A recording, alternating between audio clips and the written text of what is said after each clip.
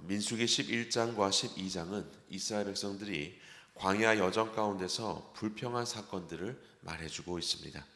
특별히 시내산에서부터 가데스 바네아에 이르기까지 수일 동안의 행군 속에서 일어난 일들을 말해주고 있습니다.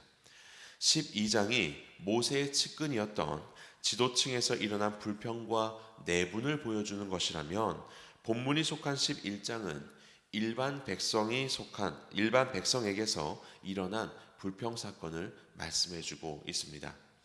11장의 불평 사건은 두 가지로 나눌 수 있습니다. 1절에서 3절까지 다베라에서의 불평이 있고, 이후로는 기브론 핫다와에서의 불평이 있습니다.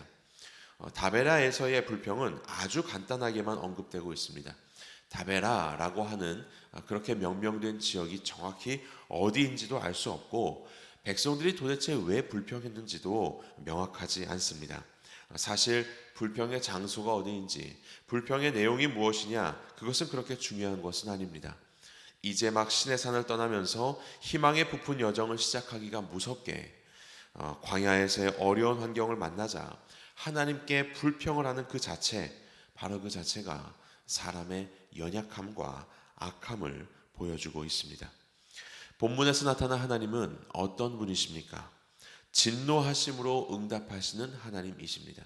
진노하심으로 응답하시는 하나님이십니다. 백성들의 불평에 대해서 하나님은 즉각 응답하십니다. 1절에서 3절을 보면 하나님은 백성의 불평을 들으셨고 진노하셨고 불을 보내십니다. 들음, 진노하심, 불을 보내심. 의도적으로 동사를 반복하여서 기술하고 있으므로 하나님의 능동적이고 적극적인 행동을 강조하고 있습니다. 출애굽기의 기록을 보면 백성들의 불평에 대한 하나님의 응답은 공급하심이었습니다. 그러나 민수기를 보면 백성들의 불평에 대한 하나님의 응답은 즉각적인 심판입니다. 그리고 하나님의 불이 이스라엘 진영의 끝을 사르게 하셨다라고 하였는데, 이후 백성들의 불평에 대한 하나님의 심판은 점차 진영 안쪽으로 중심으로 이동되게 됩니다. 이것을 통해서 우리는 무엇을 알 수 있습니까? 하나님께서 원하시는 것은 심판이 아니라는 것입니다. 하나님은 심판을 원하시는 것이 아닙니다. 진노의 심판을 통해서 백성들이 자신의 잘못을 깨닫고 하나님을 신뢰하고 의지하는 하나님의 백성이 되기를 원하셨던 것입니다. 그래서 다베라에서의 하나님의 진노도 백성의 중심을 사르는 것이 아니라 끝을 사르게 되는 것을 보게 되지요. 하나님은 진노하심으로 응답하시는 하나님이십니다. 그러나 그분의 본심은 재앙이 아니라 백성들의 평안이라는 것을 우리는 알아야 합니다. 속히 하나님께 돌아오는 것이 백성들에게 필요한 지혜이자 신앙이었습니다. 그렇다면 본문에서 우리의 적용점은 무엇일까요? 결핍 중에서라도 하나님을 신뢰해야 한다입니다. 결핍 중에서라도 하나님을 신뢰해야 한다. 4절에서 9절까지는 기브론 핫다와에서의 백성들의 불평을 말하고 있습니다. 고기가 먹고 싶다라고 말합니다. 만나의 공급은 참으로 기적 같은 일이었지만 이제는 애굽에서 먹던 각종 음식들이 생각나게 되었습니다. 어느덧 하나님의 은혜는 당연한 것이 되었고, 아직 가지지 못하고 더 누리지 못한 것들에 대한 불평이 시작되게 되었습니다. 그런데 10절에서 15절을 보면 이스라엘 백성을 인도하는 모세 또한 불평하고 있는 모습을 보게 됩니다. 그는 이스라엘 백성들을 인도하는 것에 지쳤습니다. 끝도 없는 백성들의 불평에 그는 이런 불평이 그의 입술에게서 나오기도 합니다. 11절 하반부에서 12절입니다. 이 모든 백성을 내게 맡기사 내가 그 짐을 지게 하시나이까? 이 모든 백성을 내가 배웠나이까? 내가 그들을 낳았나이까? 15절입니다. 내게 은혜를 베푸사 즉시 나를 죽여 내가 고난당함을 내가 보지 않게 하옵소서. 차라리 생명을 거두어 달라라고 요청하고 있습니다. 이스라엘 백성들에 대해서 환멸을 느끼고 있는 것이에요.